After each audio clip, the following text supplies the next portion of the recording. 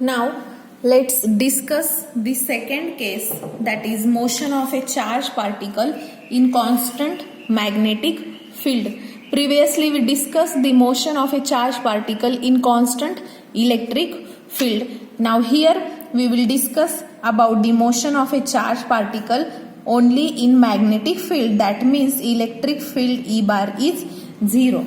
So when E bar is 0, the equation of a motion of a charged particle in magnetic field of induction B bar is given by, again we will use our equation number 3, in which now E bar will be 0 and instead of this term we will get 0 and remaining terms will be there. So our equation 3 becomes m dV bar upon dt is equal to q V bar cross B bar. Now since here we didn't specify that along which axis velocity of particle is there and along which axis magnetic field is there, we will not use suffix. When we will describe, at that time we will use suffix x, y or z depend on the direction. So this is the equation of a motion of the charged particle when it is moving or it is present in a constant magnetic field. Let me call this as equation 16. Now take dot product of both sides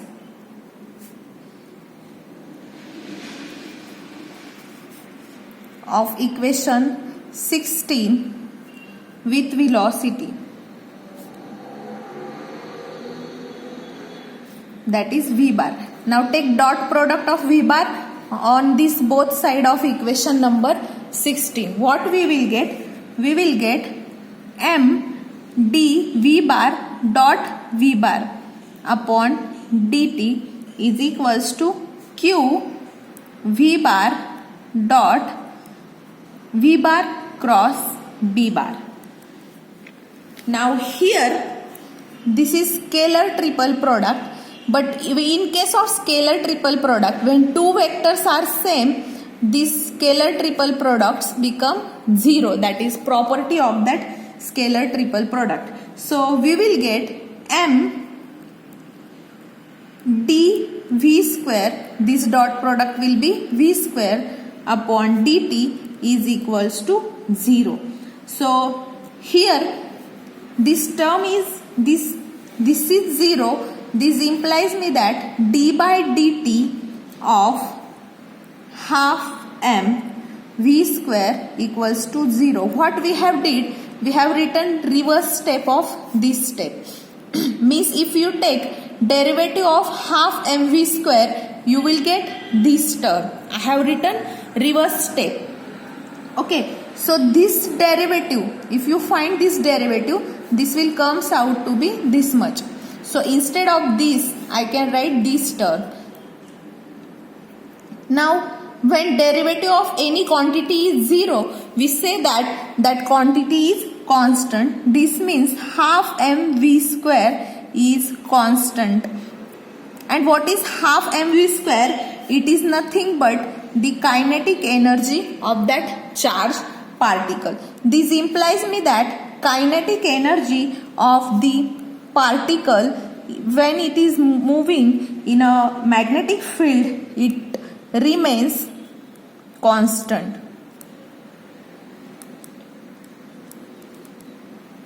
Now when kinetic energy is constant, this means velocity is also constant. That means what? The velocity or speed of this charged particle remains unchanged in presence of magnetic field. Now since kinetic energy is constant, velocity is also constant. So this means that kinetic energy of particle remains constant, because of which the speed of the particle is also remain unchanged in presence of magnetic field. Then what happens with the particle when it is placed in magnetic field? That is, this implies me that the magnetic field B bar only changes the direction of velocity and not its magnitude. Means what?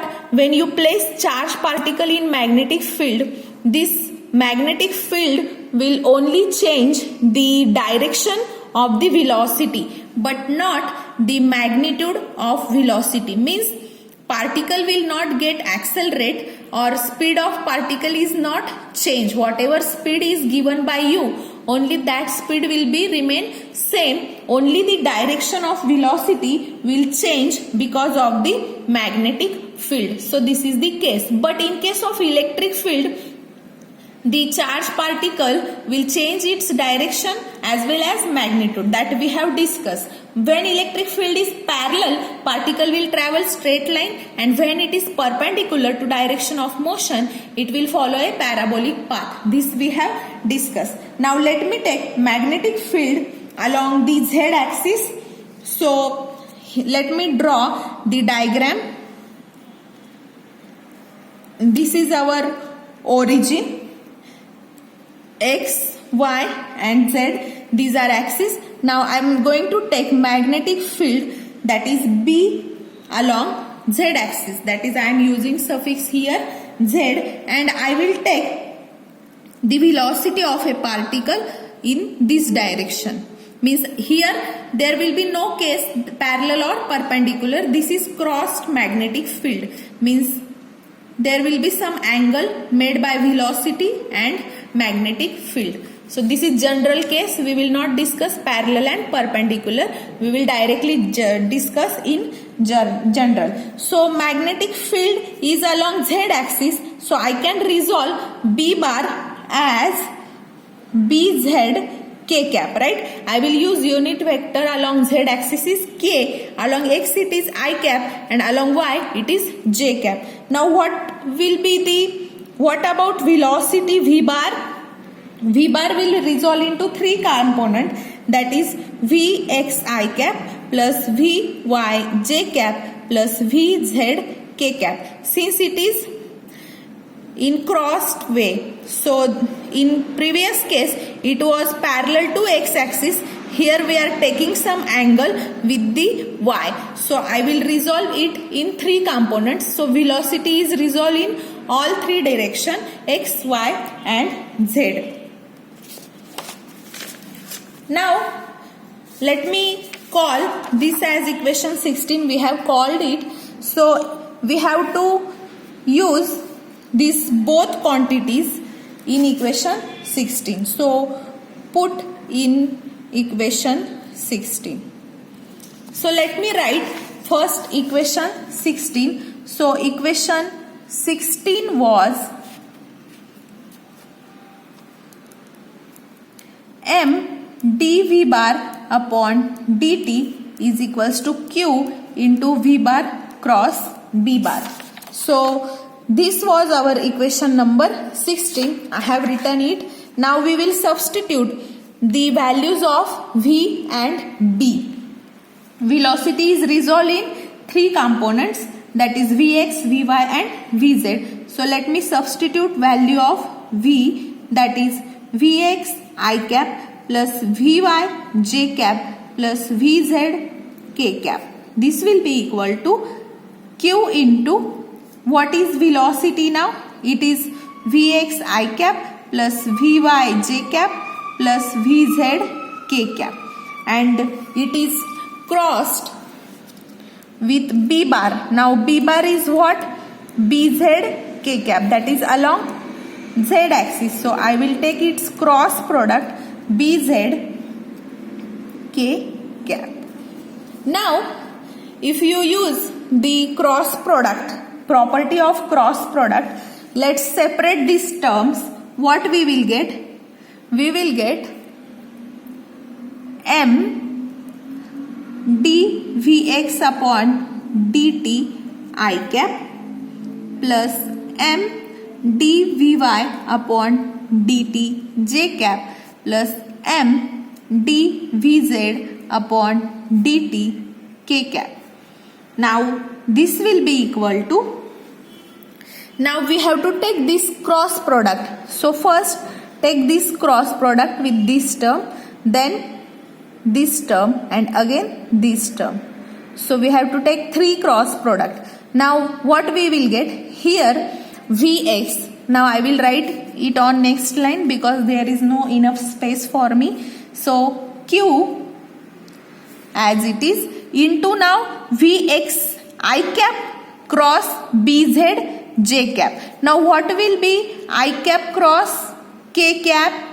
This will be minus j cap because cross product is taken in a cyclic order I, j and k. When this cyclic order is maintained, it is taken as positive I into k. Now j is missing and directly crossed with k means it is taken as negative. If it is I cross j, you will get k. K cross I, you will get j, and j cross k, you will get I.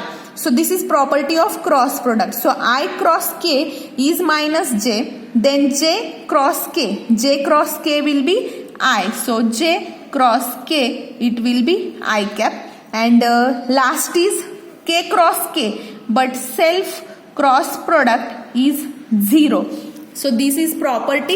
It is expected that you should know all these properties regarding the vectors. So I will use these all terms here. I will get Q V x into Bz and I cap cross k cap is nothing but minus j cap plus now again Q into Vy into Bz and j cross k. J cross k is I cap and last term is 0 because here k cross k comes, so that will become 0. Now we will compare coefficient of the I, j and k. So comparing the coefficients of I cap, j cap and k cap. So I cap coefficient is this, j cap is this, and there is no coefficient for k cap because k cross k was 0, means this will equated to 0. So let me compare. I will get, after comparing the coefficient, I will get m dvx. I will compare coefficient of I first upon dt is compared with I. So I will get, this will be equal to q vy into bz. Let me call this as 70. Then I will compare coefficient of j. I will get m dvy upon dt is equals to minus q vx bz. This is equation 18. And last is coefficient of k, where there is no coefficient, that means it is equal to 0.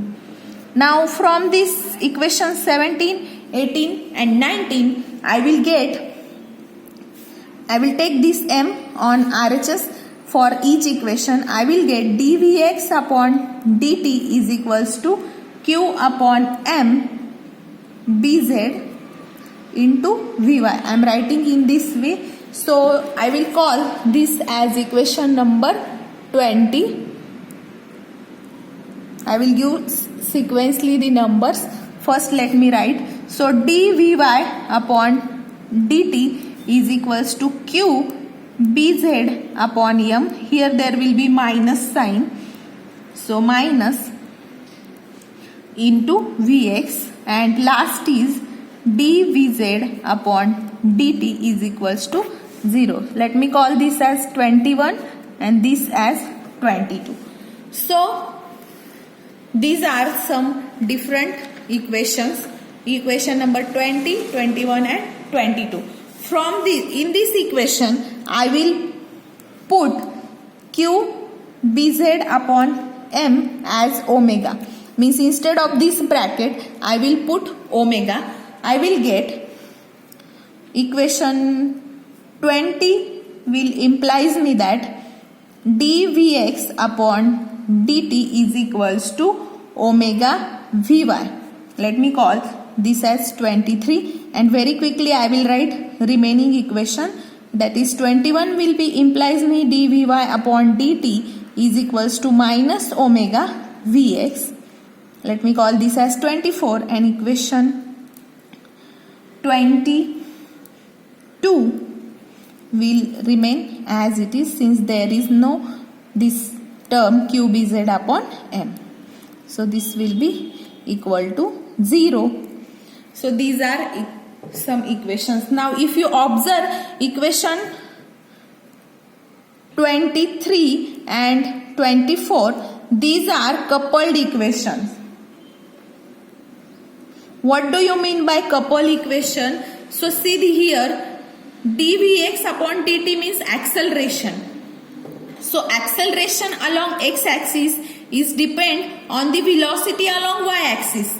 Means when your acceleration is along x-axis, it is depend on velocity along y-axis, and similarly acceleration along y-axis will depend on velocity along x-axis.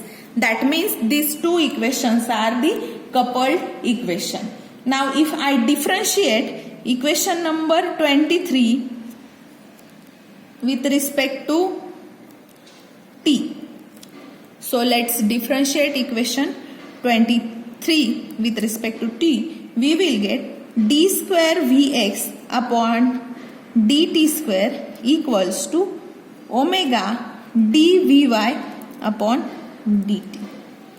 Now instead of this dvy upon dt, I will put equation 24, right? So instead of this term, let me substitute equation 24, which is minus omega vx. So what we will get? So using equation 24 in above equation, I will get d square vx upon dt square is equals to omega into minus omega vx. That is, I will get minus omega vx. Omega square will be there. Now if you rearrange this, let me take this term over here. What I will get?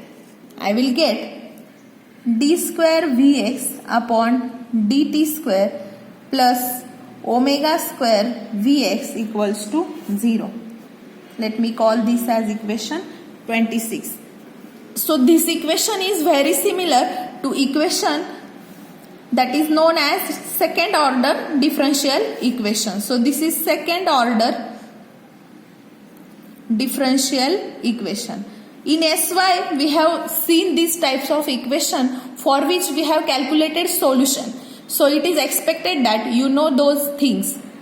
So solution to this second order differential equation from the study of SYBSC, that was subject name as waves and oscillation. In that subject we have discussed this. So solution to equation 26 is Vx is equals to V naught sine omega t plus phi.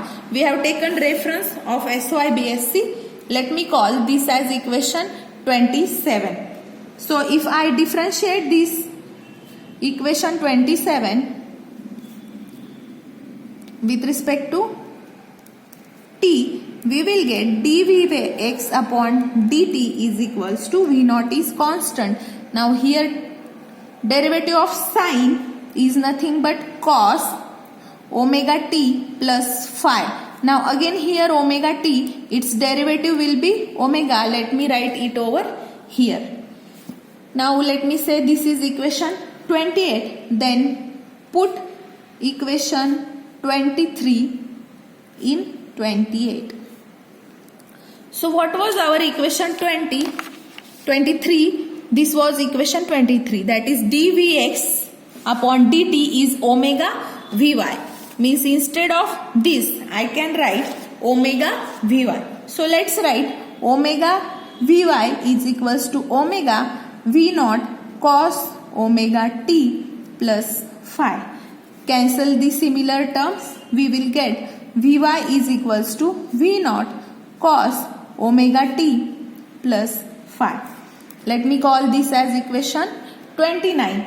Now this equation 25, we will use equation 25. What was equation 25?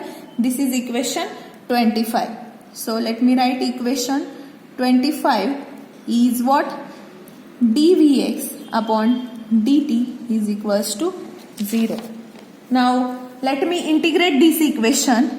So if I integrate this, what we will get? First rearrange this. dvx is equals to 0. This implies me what? Integral dvx is equals to 0, that is constant. Means derivative along the z axis. Here we are having z. Sorry for this mistake. Here it is z because dvz upon dt. Correct this. Please make this correction. So I will make that correction over here also. So integral dvz upon dt. After integrating, this integral will be constant. So instead of this vx, there was vz. So vz is equals to constant. That is vz naught. Let me call this as equation number 30. Now I will use definition of velocity.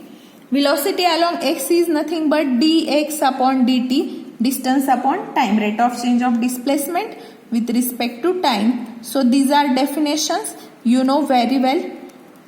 I will write it very quickly. So I will use this in the different equations. So now I will use equation 27. In equation 27, I am having Vx. Here there is Vx. So instead of Vx, I will put dx upon dt. We will get dx upon dt is equals to V naught sine omega t plus phi. Now what we will do? We will take this dt on RHS and we will integrate this equation. So after taking this dt on RHS, we will get dx equals to V naught sine omega t plus phi into dt, and let me integrate. So after integrating this, what we will get? Now integrate, and here we will take x naught as a constant of integration. So let me integrate. This integral will be x is equals to V naught. Now integration of sine will be cos. So cos omega t integration.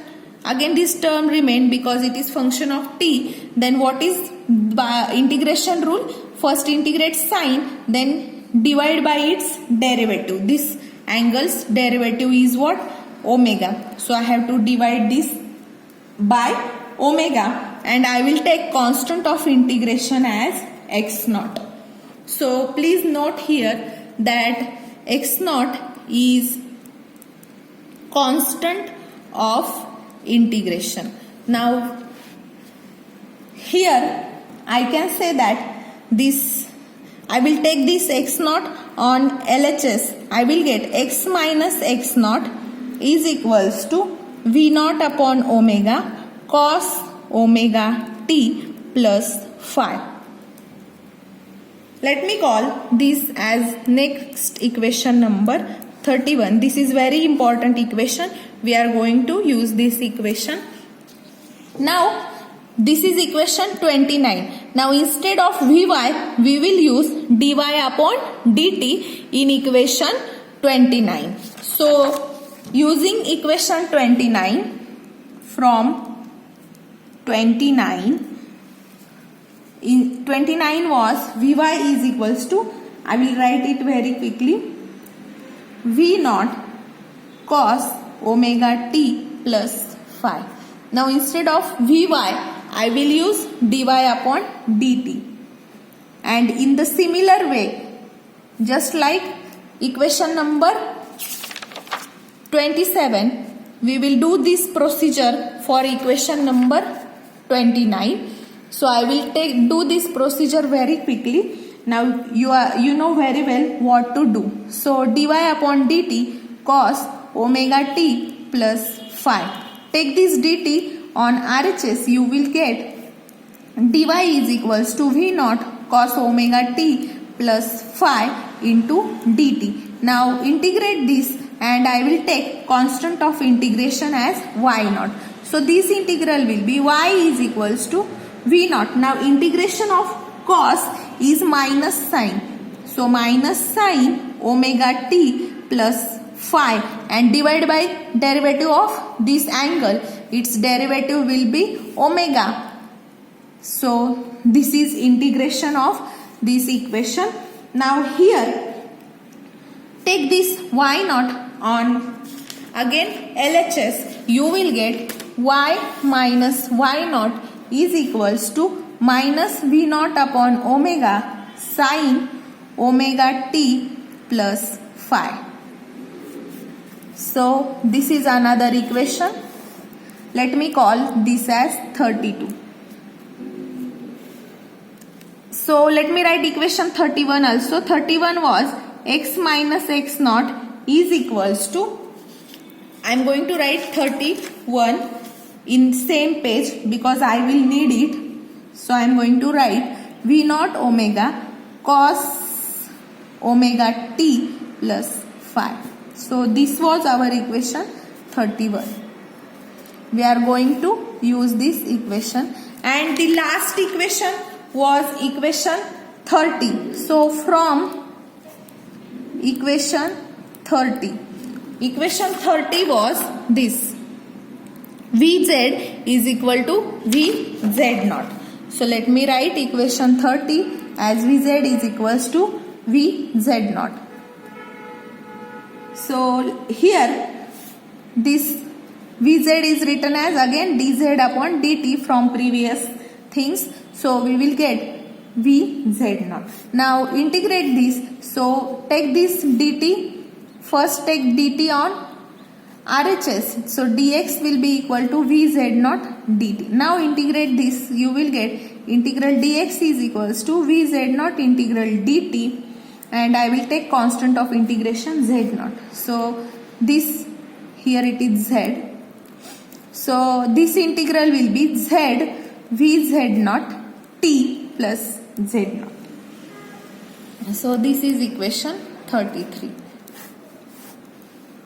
Now from equation 31 and 32, I am going to add these two equations. By adding these two, first I will make squaring and adding. So squaring and adding of these two equations, I will get x minus x naught, RHS first I will write, plus y minus y naught, its square. Now square of these two terms, and here v naught upon omega is constant. By squaring this will become positive, and v naught upon omega its square will come outside the bracket, and here we will get sine square omega t plus phi plus cos square omega t plus phi. So you know property of sine square theta plus cos square theta is 1. By using that property I will get x minus x naught square plus y minus y naught square is equals to v naught square upon omega square. So let me call this as equation 34. So if you observe equation 31, 32 and 34, from this equation we will get trajectory of a particle in constant magnetic field. So from equation 31 and 32 we got 34, which is this equation, and same like previous, in which parallel to electric field and trajectory, which is when particle electric field is perpendicular to the direction of motion, In that case, the trajectory is what? Straight line and equation of parabola. So equation was familiar to you, but this equation is quite new for you. So this equation, from these two equation represents the spiral path. So from equation 31 and 32 we got that the path of a particle is spiral path. So trajectory of a particle is a spiral path along the z-axis, and what is there along z? Along z there is a constant magnetic induction that we have applied. So we have taken magnetic field along z-axis from equation 31 and 32. These two equations tells us that the path or trajectory of a particle is spiral path. So this is the way, just like a spring. In this way, you know the spring very well. So the charged particle, when placed in a magnetic field which is applied along z-axis, and the velocity of the charged particle is some over here that we have discussed. This is origin. So when this is the case, then our charged particle Q will follow this spiral path, means Q will move in this way. This is given by equation 31 and 32. And from 34, if we took the projection of this Z or this spiral path on this plane, that is XY plane. What do you mean by projection? That is mirror image. Suppose here we keep mirror, or there is a water over here, and we took projection, then we will get circle in a XY plane. And this projection of a path on XY plane, this spiral path. So projection of spiral path on XY plane is nothing but a circle. So this is the different path followed by a charged particle in magnetic field, and in previous case we discussed about electric field.